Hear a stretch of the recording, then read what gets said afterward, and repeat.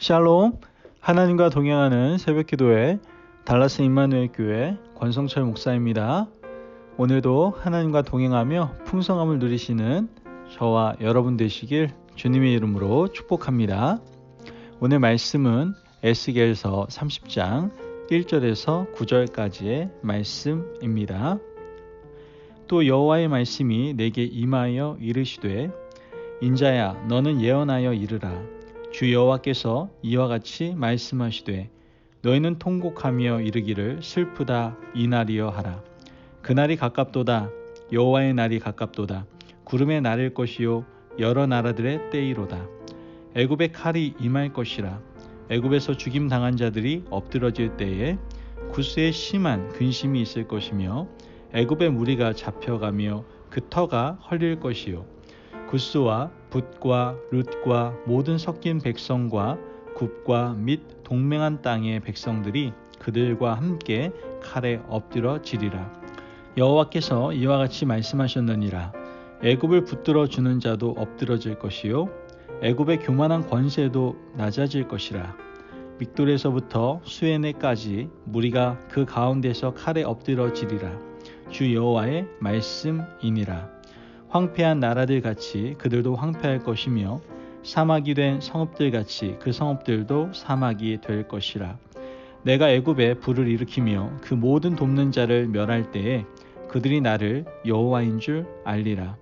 그날에 사절들이 내 앞에서 배로 나아가서 염려 없는 구스 사람을 두렵게 하리니 애굽의 재앙의 날과 같이 그들에게도 심한 근심이 있으리라. 이것이 오리로다. 아멘. 하나님의 말씀입니다.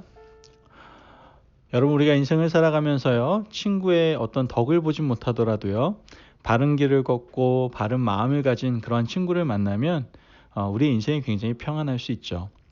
그러나 반대로 정확한 이 정도보다는 새끼를 가려고 하고 주변 사람을 이용하려고 하며 세상 권세를 의지하는 친구들을 곁에 두고 있으면 우리 인생은 굉장히 고단하고 피곤할 수 있습니다. 그런데 이런 상황들을 누구 탓할 필요는 없습니다. 사실 알고 보면 친구를 잘못 만나고 이웃을 잘못 둔 우리의 어리석음 때문임을 우리는 분명히 알아야 하는 것이죠. 오늘 본문은 이집트를 심판하시는 하나님께서 이웃나라를 함께 심판하시는 내용이 담겨져 있죠. 이집트는요, 강력한 나라였어요. 경제적, 군사적으로 큰 나라였고 주변 나라에게 절대적인 영향력을 끼치는 나라였죠. 그런데 이 나라는요, 하나님의 영광을 가로채는 악한 나라였어요. 하나님께서 창조하신 나일강을 파라오가 만들었다라고 말했죠. 백성들은 파라오의 말을 믿고 그를 하나님처럼 따르고 있었죠. 하나님께서는 이러한 나라를 가만히 두실 수가 없었던 거예요. 가만히 두면 그들의 말을 인정하는 것밖에 안 되기 때문에 하나님께서는 이집트를 심판하시고 백성들을 흩어버리시는 것을 우리는 성경을 통해서 보게 됩니다. 그런데 하나님은 여기서 그치지 않으셨어요. 이집트와 동맹관계를 맺고 있는 나라들까지 심판하셨음을 우리는 알게 되죠.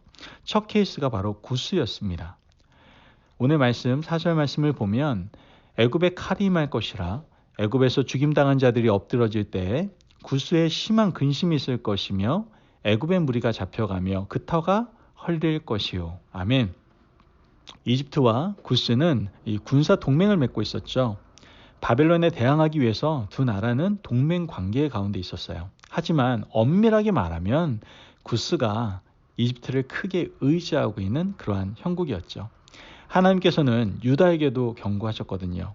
갈대 지팡이 같은 이집트를 의지하지 말라고 분명 경고하셨죠. 이 구스와 유다가 이집트를 의지한 것은요, 단순히 외교적인 관계만을 의지한 것이 아니었어요. 이 두 나라는 다 이집트의 우상과 신들까지도 섬겼다라는 것이죠. 하나님께서는 이집트의 우상을 의지하고 섬기고 군사 동맹을 맺고 있는 구스를 같이 심판하겠다라고 말씀을 하고 계시는 거예요. 하나님의 심판은 구스에만 또 그치지 않습니다. 다른 나라까지 퍼져나가는 것을 우리는 보게 되죠. 5절 말씀을 보면 구스와 붓과 룻과 모든 섞인 백성과 굽과 및 동맹한 땅의 백성들이 그들과 함께 칼에 엎드러지리라. 아멘. 여러분, 하나님께서 이집트를 심판하시는 것에 대해서는 우린 충분히 이해할 수도 또한 납득할 수도 있습니다. 왜 그렇습니까? 하나님의 영광을 가로챈 사람들이잖아요.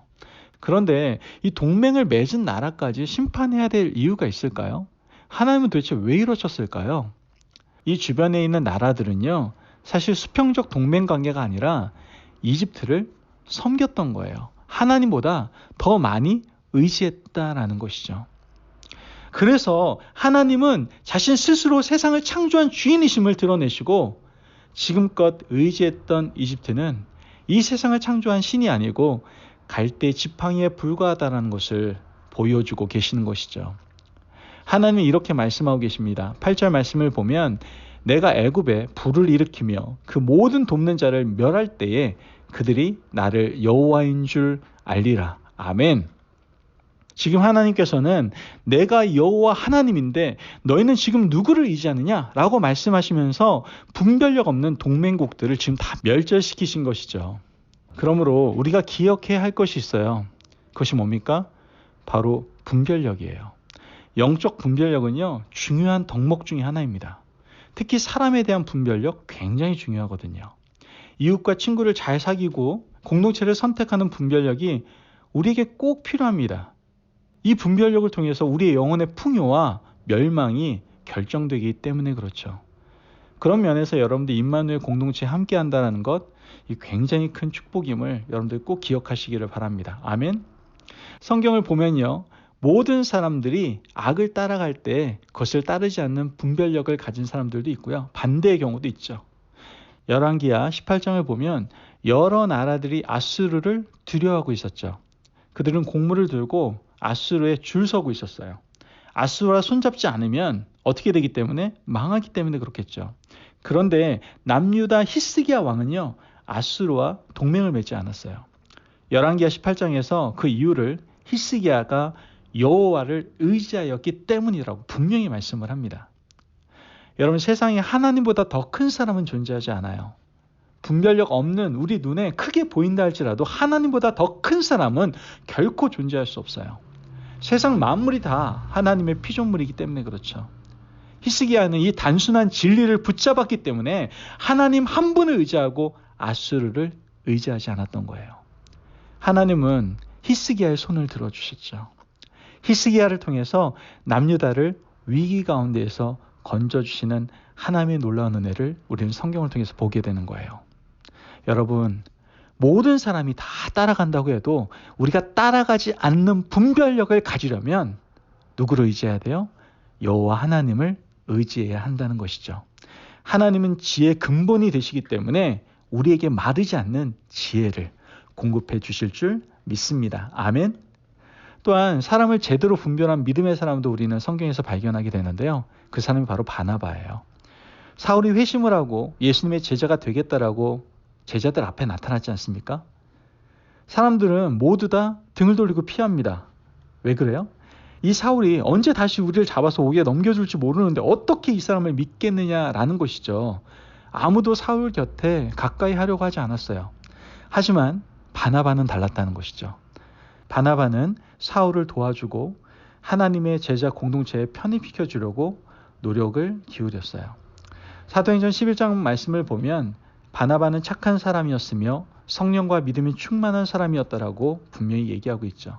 즉 성령과 믿음이 충만하다는 것, 이것은 바로 하나님과 바나바와의 관계가 아주 친밀했음을 우리는 알 수가 있게 되는 거예요. 하나님과 친밀했던 이 바나바는 사울을 바르게 볼 수 있는 분별력을 가지고 있었어요. 그래서 이 사울이 사도 바울이 되어서 하나님의 귀한 사명을 감당할 수 있는 사람으로 세워질 수 있도록 도와주는 것을 우리는 성경을 통해서 보게 되는 것이죠. 여러분, 하나님과의 관계가 바르게 되어 있으면요, 선하고 악한 사람을 우리는 분별할 수가 있게 됩니다. 성령과 믿음이 충만하면 어떤 곳에서도 선과 악을 분별할 수 있게 되고요, 제대로 된 사람을 분별할 수가 있게 된다는 것이죠. 간절히 바라기는요, 오늘 저와 여러분도 히스기야와 바나바가 가진 분별력이 우리 가운데 있기를 간절히 소망합니다. 아멘. 그럴 때 어리석은 이집트의 동맹국처럼 대세를 따라가다 망하는 자리가 아니라 늘 분별력을 통해서 하나님의 아름다운 나라를 세워가는 하나님의 귀한 사람들이 될 줄을 믿습니다. 오늘도 하나님께서 허락하시는 그 분별력을 가지고 은혜로운 삶을 누리시는 저와 여러분 되시길 주님의 이름으로 축복합니다. 아멘. 기도하겠습니다. 사랑이 많으신 하나님 감사합니다. 오늘도 우리에게 귀한 말씀을 허락하여 주시고 이집트의 동맹국처럼 미련한 사람이 되지 말라고 하시니 감사를 드립니다. 하나님, 우리가 히스기야와 바나바처럼 분별력을 가지고 살기를 원합니다. 그 분별력을 통하여 더욱더 하나님의 아름다운 나라, 정말 진리 가운데에서 하나님의 아름다운 나라를 세워갈 수 있는 저희들 될 수 있도록 축복하여 주옵소서. 감사함이 예수님의 이름으로 기도합니다. 아멘. 오늘도 하나님과 동행하며 풍성함을 누리시는 저와 여러분 되시길 주님의 이름으로 축복합니다. 아멘.